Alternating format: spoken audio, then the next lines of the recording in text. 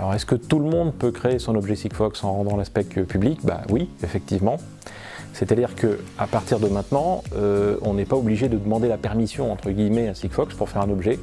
Il suffit de lire cette spec qui sera accessible partout sur Internet et de s'essayer à faire un objet qui est compatible Sigfox.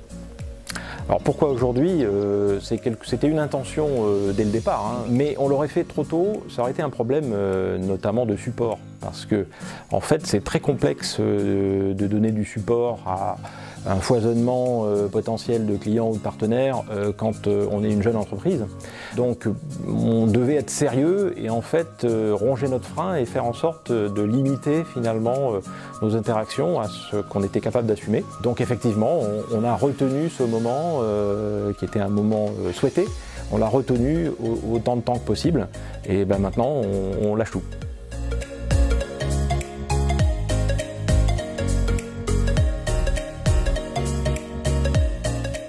Ah ça oui, définitivement. Comme je disais, on a rongé notre frein, c'est-à-dire que on s'est limité pour le meilleur de notre système, mais de fait c'était un facteur limitant vis-à-vis de l'écosystème. Donc là l'écosystème il va définitivement exploser.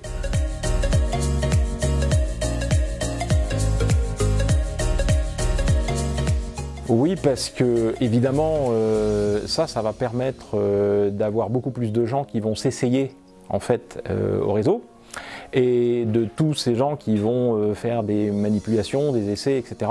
Il va forcément en sortir beaucoup plus de deals, comme on dit, d'affaires, que ce qu'on faisait jusqu'à présent, encore une fois pour des questions purement opérationnelles.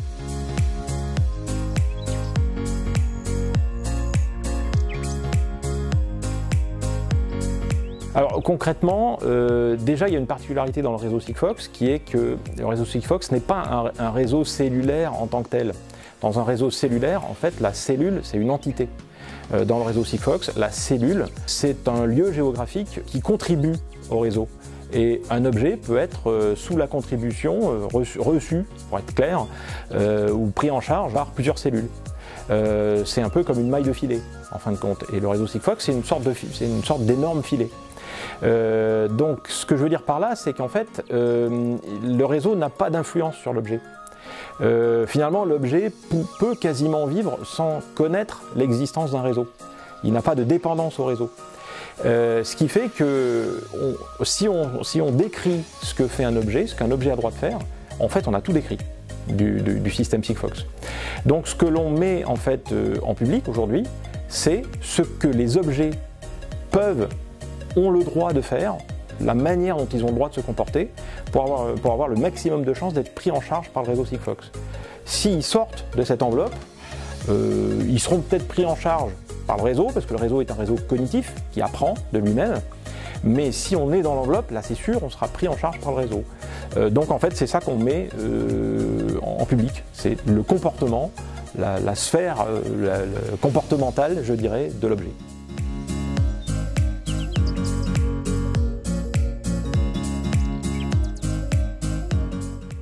Oui, tout à fait. En fait, il y a une idée de standard de facto, déjà, derrière ça. Également d'avoir un réseau qui est un réseau complètement différent, je l'ai déjà dit, mais également différent en ce qu'il n'est pas dépendant des autres réseaux.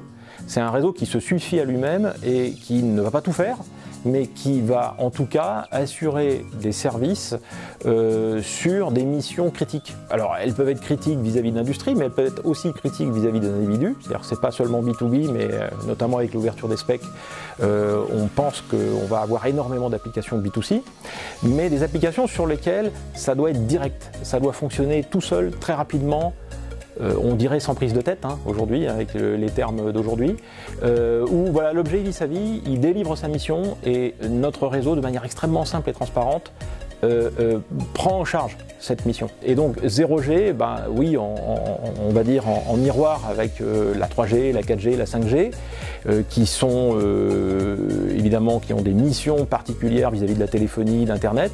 Nous, c'est vraiment pour l'Internet des objets, la simplification ultime pour l'Internet des objets, et pour avoir des coûts de fonctionnement, des coûts d'objets, des coûts d'abonnement les plus bas possibles, avec une notion de mettre à disposition de l'activité humaine un moyen d'échanger ces petites informations très simples au coût le plus bas possible.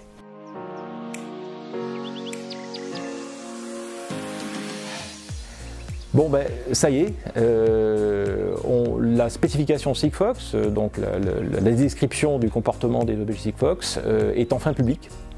Et donc je vous invite tous à venir vous amuser à essayer de réaliser des objets Sigfox. Vous n'avez plus besoin de passer par la NDA, Non-Disclosure Agreement de Sigfox.